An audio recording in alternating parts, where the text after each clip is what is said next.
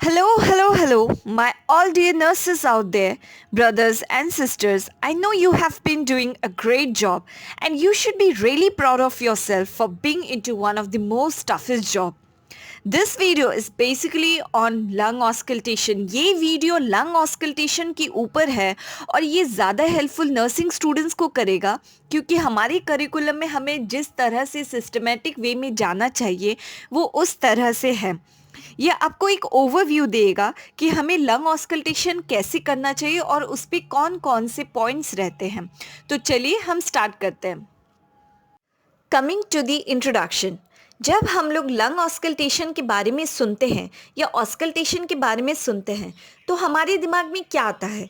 हमारे दिमाग में एग्ज़ामिनेशन का ख्याल आता है। एग्ज़ामिनेशन या असेसमेंट, फिज़िकल एग्ज़ामिनेशन में हमारी क्या क्या चीज़ें यूज़ होती हैं, जैसे inspection, palpation, percussion and auscultation. Auscultation की जब हम बात करते हैं हमारे चेस्ट में, या तो हम लंग ऑस्कल्टेट करते हैं या तो हम लोग हार्ट ऑस्कल्टेट करते हैं। तो आज हमारे वीडियो में हम लोग मेनली लंग ऑस्कल्टेशन के बारे में बात करेंगे। Lung auscultation with the help of stethoscope, जो वेरियस साउंड्स होते हैं, हमारे विभिन्न तरह के साउंड्स होते हैं हमारे लंग्स में, उसको हम लोग जानेंगे। Definition: Auscultation is listening to the sounds of the chest with a stethoscope. By listening to the lungs while the client breathes with the mouth open, the examiner is able to assess three things. जब हम auscultate करते हैं तो हम बहुत सारे आवाज़ें सुनते हैं with the help of a stethoscope. तो वो क्या क्या चीज़ें हैं जो हम लोग एसेस करते हैं? जो फर्स्ट चीज़ है वो कैसा कैरेक्टर है हमारे ब्रीथ साउंड का। हमारे बहुत सारे नॉर्मल ब्रीथ साउंड रहते हैं, तो वो किस तरह का है। प्रेजेंस ऑफ एडवेंटिशियस साउंड, मतलब कोई भी अनयूजुअल साउंड जो प्रेजेंट हो तो उसको हम लोग एसेस करते हैं। The character of the spoken and whispered sound, वो भी सेम चीज़ है। जैसे जो अब नॉर्मल साउंड है वो किस तरह का साउंड है, क्या कैरेक्टरिस्टिक है, कैसा वो स्पोकन है, विस्पर्ड है, वो चीज़ हम लोग एसेस करते हैं। एक बार हम बहुत शॉर्ट में ये एनाटॉमी एंड फिजियोलॉजी देखेंगे, जस्ट आपको एक ओवरव्यू देने के लिए कि हम लोग नर्सिंग में स्पेशली हम लोग कैसे सिस्टमेटिक वे में जाते हैं। तो यहाँ पे आप एनाटॉमी एंड फिजियोलॉजी अगर देखते हैं तो हमारे रेस्पिरेटरी सिस्टम का टू डिवीजन रहता है। एक अपर रेस्पिरेटरी ट्रैक्ट और एक है lower respiratory tract. Upper respiratory tract में हमें पता है नोज़ रहता है, फेरिंग्स, लैरिंग्स रहता है, फिर लोअर में आपका ट्रैकिया आ गया, फिर bronchi, right and left lung, diaphragm, ये सब आ गया है ना। और हमें पता है जो हमारा रेस्पिरेटरी का यूनिट है वो है एल्वुलाई। फिजियोलॉजी की अगर हम बात करें, function of the respiratory system वो है oxygen transport, respiration, ventilation, pulmonary diffusion and perfusion, ventilation and perfusion balance and imbalance, gas exchange, carbon dioxide transport, neurologic control of ventilation।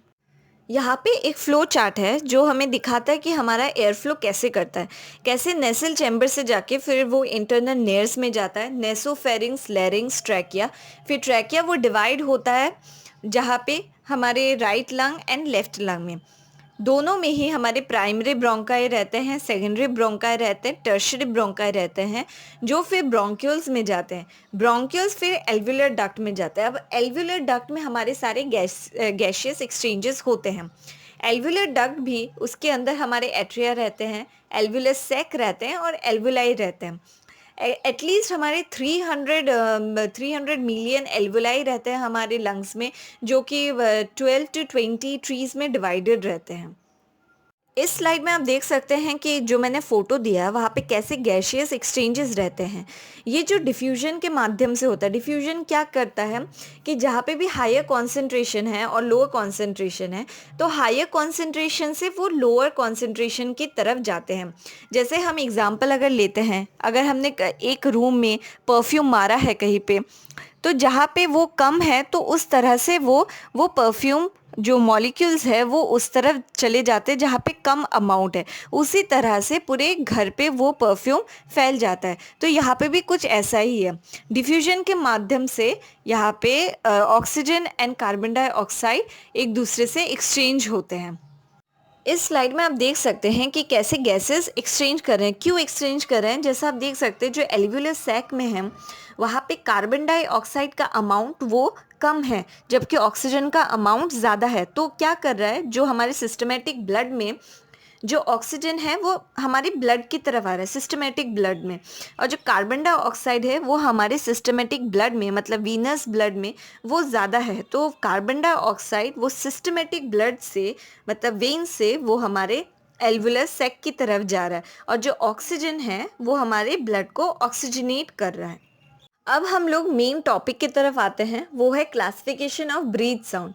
हम लोग यहाँ पे देखे हैं ट्रैकियल साउंड है, vesicular sound, bronchovesicular sound and bronchial sound. अब इसको याद रखने का मैं आपको एक ट्रिक बता देती हूँ। जैसे TBV, TB tuberculosis, and V for van, TBV।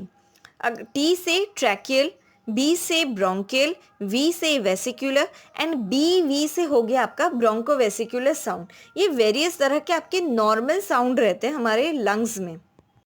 Now we will talk about the abnormal breath sounds. जो हमारे 4 तरह के इम्पॉर्टेंट अबनॉर्मल ब्रीथ साउंड्स रहते हैं वो है crackles, wheezes, friction rub and stridor. These are the main 4 abnormal breath sounds. तो आप इस स्लाइड में क्या देख रहे हैं? समथिंग क्रैकिंग, कुछ क्रैक कर रहा है। तो हमारी क्रैकिंग भी 2 तरह के होते हैं, फाइन एंड कोर्स। कोर्स क्या है? Something wet, something related with fluid. And when we talk about something fine, कुछ फाइन की अगर फाइन क्रैकल्स की बात करें तो कुछ ड्राई से, कुछ सूखा सूखा रिलेटेड क्रैकिंग है। तो चलिए हम एक के बाद एक देखते हैं। अगर हम क्रैकिंग इन जनरल की बात करें तो वो काफ़ी सॉफ्ट हाई पिच्ड रहता है, डिसकंटिन्यूस पॉपिंग साउंड रहता है, और ये हम लोग यूजुअली इंस्पिरेशन में ही सुनते हैं। और जब कोई भी पर्सन को क्रैकिंग होता है तो शायद उसका जो कफ है वो क्लियर हो भी सकता है या क्लियर नहीं भी हो सकता है। अब क्या क्या रीज़न है हमारे क्रैक्स का? वो मेनली हो सकता है कोई भी फ्लूइड अगर हमारे एल्वुलाई में प्रेजेंट है, या हमारे एल्वुलाई अगर डिले होता है उसको ओपन होने में, जिसको हम एटेलेक्टिसिस बोलते हैं, या फिर कोई भी हार्ट फेलियर हो गया, या पल्मोनरी फाइब्रोसिस हो गया। अब पल्मोनरी फाइब्रोसिस क्या है? यहाँ पे पल्मोनरी फाइब्रोसिस का मतलब है कोई भी लंग डिजीज़ जहाँ पे हमारी जो लंग की टिश्यू है या तो डैमेज हो जाती है या स्कैरिंग हो जाती है। और अगर हमारी लंग की टिश्यू डैमेज हो जाती तो उसकी जो इलास्टिसिटी है वो ख़राब हो जाती, क्योंकि हमारी जो लंग की टिश्यू है ना वो थिकेंड हो जाती, जिसकी वजह से क्या होता है, जो मूवमेंट है हमारे लंग्स का इन एंड आउट, तो वो काफ़ी रिस्ट्रिक्टेड हो जाती, जिसके वजह से जो एयर फ्लो है उसमें काफ़ी ऑब्स्ट्रक्शन आ जाता है। अभी हम लोग कोर्स क्रैकल्स की बात करें। कोर्स क्रैकल मतलब something wet crackle. Wet crackle मतलब ये कुछ फ्लूइड से रिलेटेड रहेगा, है ना। यहाँ पे क्या लिखा है? Discontinuous popping sound heard in early inspiration. ये हार्श होते हैं, मॉइस्ट होते हैं साउंड, और ये ब्रोंकाई से, लार्ज ब्रोंकाई से ये ओरिजिनेट होते हैं। अब एटियोलॉजी क्या है? ये मेनली ऑब्स्ट्रक्टिव पल्मोनरी डिजीज़ से होता है। ऑब्स्ट्रक्टिव पल्मोनरी डिजीज़ ये आपका एक ग्रुप ऑफ डिजीज़ रहता है जहाँ पे एयर फ्लो का ब्लॉकेज रहता है। जैसे आपका एज़मा हो गया, एम्फाइसेमा हो गया, या ब्रोंकाइटिस हो गया, तो यहाँ पे आपका ऑब्स्ट्रक्टिव पल्मोनरी डिजीज़ आ जाता है, जहाँ पे आप ये कोर्स क्रैकल सुन सकते हैं। अब हम फाइन क्रैकल्स की बात करेंगे। जब हमारा लेट इंस्पिरेशन रहता है, एकदम लेट में रहता है, वहाँ पे हम डिसकंटिन्यूअस पॉपिंग साउंड सुनते हैं। वो मेनली ऐसा रहता है जब हम लोग हमारे जो बालों को रब करते हैं एक दूसरे के साथ। अगर आप बहुत सारे बालों को रब करते हैं तब ये आवाज़ जो प्रोड्यूस होता है ना वो वैसा ही है। और मैंने आपको पहले क्या बोला था, ये समथिंग ड्राई क्रैकल रहता है, कुछ ड्राइनेस से रिलेटेड, यहाँ पे फ्लूइड का कोई कनेक्शन नहीं है। तो यहाँ पे आप एटियोलॉजी में देख सकते हैं, it is associated with interstitial pneumonia, restrictive pulmonary disease like fibrosis. Fine crackles in early inspiration are associated with bronchitis और pneumonia. कुछ हमारे जो ब्रोंकाइटिस है, इन्फ्लेमेशन ऑफ ब्रोंकियल्स है, उससे रिलेटेड आपके फाइन क्रैकल्स रहते हैं। अब हम लोग नेक्स्ट क्लासिफिकेशन देखेंगे, वीजेस।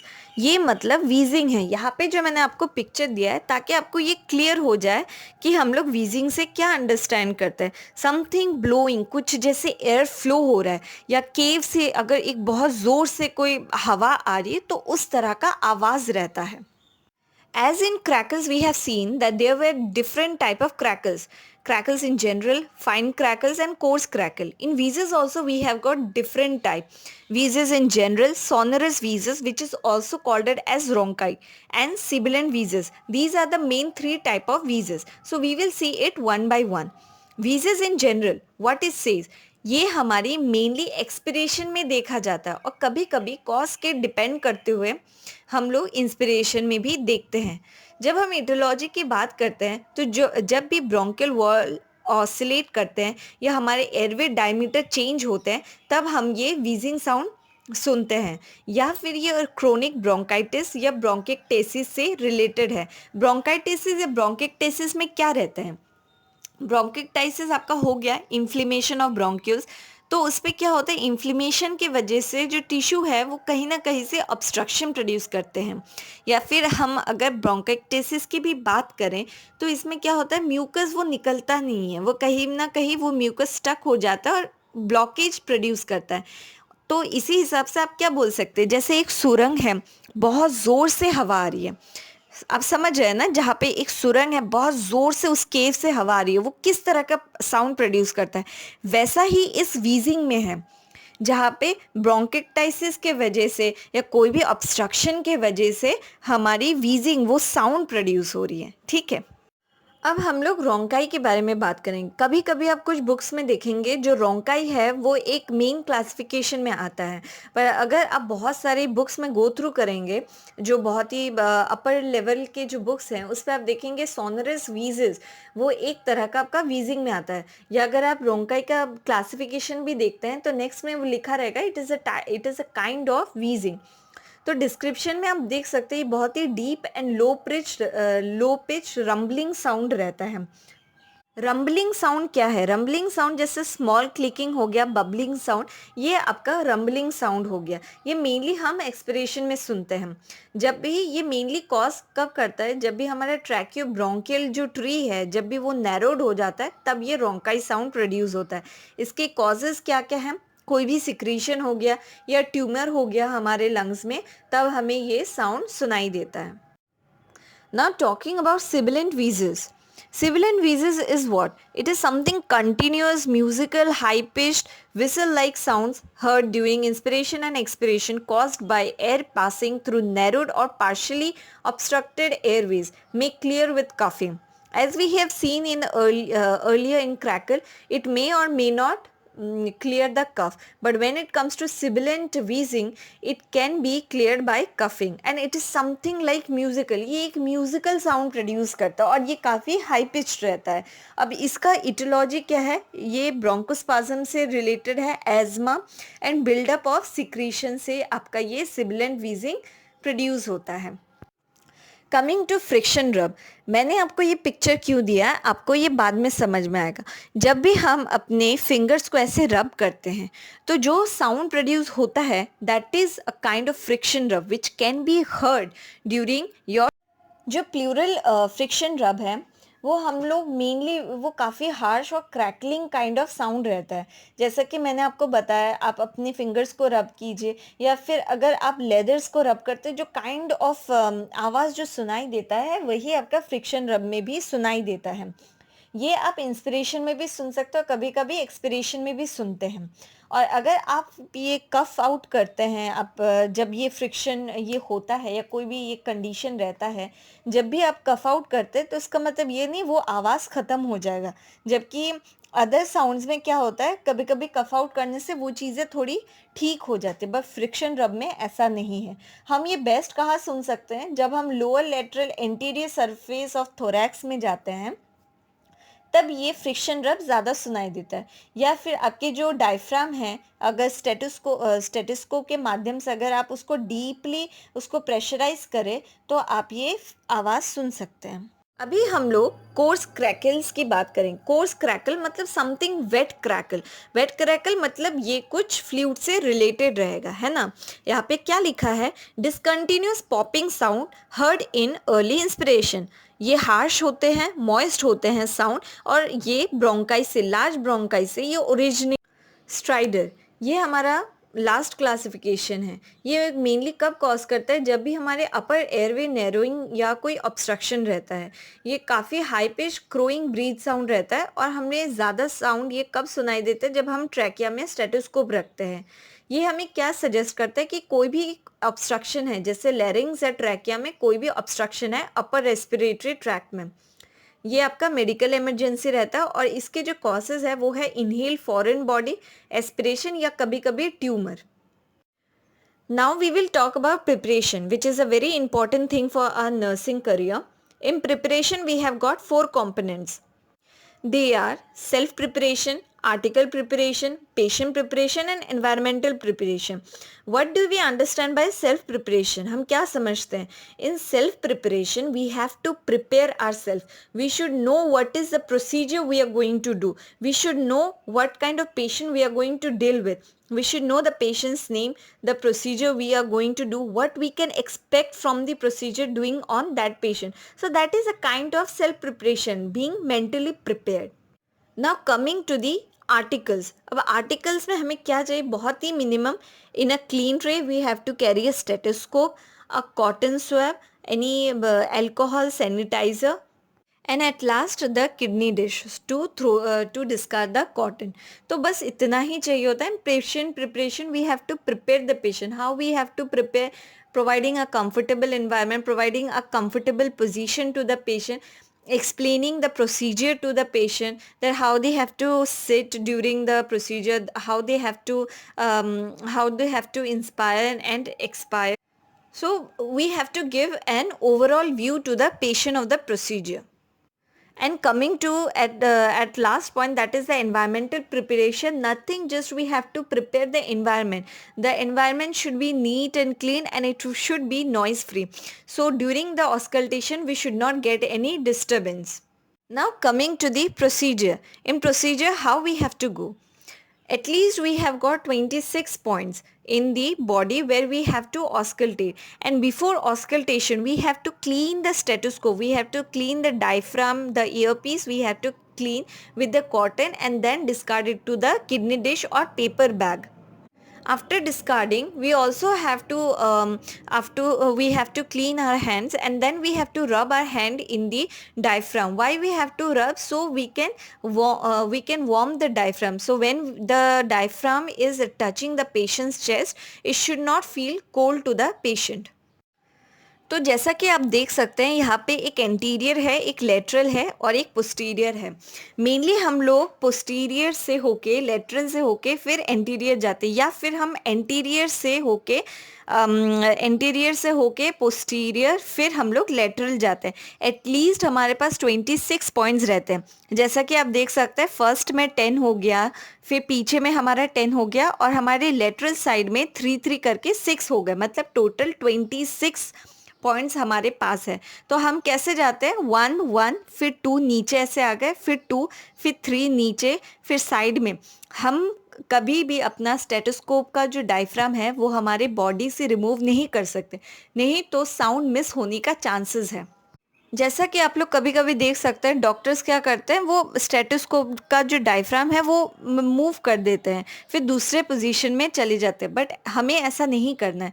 जो आइडियल जो चीज़ है वो है कि हमें एक के बाद दूसरे साइड में जाना होता है without moving out the stethoscope from the body. उसके बाद हम जैसे एंटीरियर से हम लोग पोस्टीरियर की तरफ जाते हैं, फिर जब हम लेटरल में जाते हैं ना, फ्रॉम लेफ़्ट टू राइट जाते हैं। ऐसे नहीं कि पहले 1 2 3 नीचे कर दे, जैसे यहाँ पे दिखा रहा है, वो ऐसे 1 2 3 करके नीचे नहीं जाना है। हम पहले राइट का first point, lateral first point देखेंगे, फिर लेफ़्ट का, फिर हम लोग नीचे आते हैं, फिर हम लोग दूसरी तरफ जाते हैं। तो ये आपका जिगजैग रहता है, आपका नीचे डाउन डाउन करके नहीं जाता है। जिगजैग में आपका लेटरल का भी सेम जाएगा। अभी हम लोग कोर्स क्रैकल्स की बात करें। कोर्स क्रैकल मतलब something wet crackle. Wet crackle मतलब ये कुछ फ्लूइड से रिलेटेड रहेगा, है ना। यहाँ पे क्या लिखा है? Discontinuous popping sound heard in early inspiration. ये हार्श होते हैं, मॉइस्ट होते हैं साउंड, और ये ब्रोंकाई से, लार्ज ब्रोंकाई से ये ओरिजिनेट होते हैं। अब एटियोलॉजी क्या है? ये मेनली ऑब्स्ट्रक्टिव पल्मोनरी डिजीज़ से होता है। ऑब्स्ट्रक्टिव पल्मोनरी डिजीज़ ये आपका एक ग्रुप ऑफ डिजीज़ रहता है जहाँ पे एयर फ्लो का ब्लॉकेज रहता है। जैसे आपका एज़मा हो गया, एम्फाइसेमा हो गया या ब्रोंकाइटिस हो गया, तो यहाँ पे आपका ऑब्स्ट्रक्टिव पल्मोनरी डिजीज़ आ जाता है, जहाँ पे आप ये तो यही तक है हमारा जो लंग ऑस्कल्टेशन। काफ़ी छोटा एंड इंटरेस्टिंग प्रोसीजर है। अगर हम लोग जानते हैं, हमें ये काफ़ी बार सुनना पड़ता है। जब तक हम इस चीज़ को प्रैक्टिस नहीं करेंगे हमें समझ में नहीं आएगा। ठीक है, हम थियोरेटिकल हम वो समझ सकते हैं, बट जब तक हम उसको प्रैक्टिस नहीं करेंगे we will not understand. So it is very much important, you should practice. I hope आपको ये वीडियो अच्छी लगी होगी और आपको ये काफ़ी हेल्पफुल रहेगा, बिकॉज़ मैंने देखा कि हमारे नर्सिंग के लिए जैसे हमें सिस्टमैटिक वे में चाहिए वो वैसा यूट्यूब में ऐसा नहीं है। तो आई होप ये आपको काफ़ी हेल्पफुल रहेगा। और बाकी अगर आप साउंड को सुनना चाहते हैं तो आप यूट्यूब में और भी वीडियोस देख सकते हैं जहाँ पे स्पेसिफिकली साउंड सुनाई दे रहा है, तो वो आपको ज़्यादा क्लियर समझ में आएगा। आप ये वीडियो देखिए, अगर आपको समझ में आए आप दूसरे वीडियोस देखिए जहाँ पे आपको साउंड सुनाई दे। I hope you like the video, do like, share and subscribe. Thank you so much.